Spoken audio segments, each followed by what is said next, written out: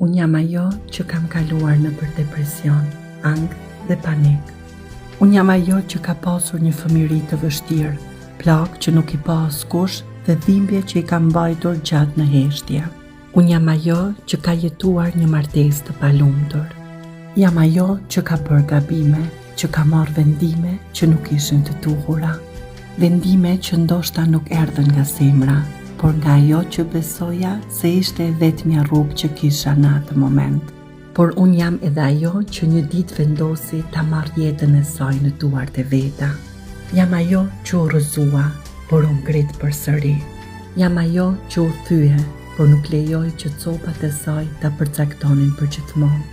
Jam ajo që filloi të shëroj veten, të njoh veten dhe të kuptoj se nuk mund të ndryshoj të kaluarën, por mund të zgjedh se si do ta jetoj të ardhmen.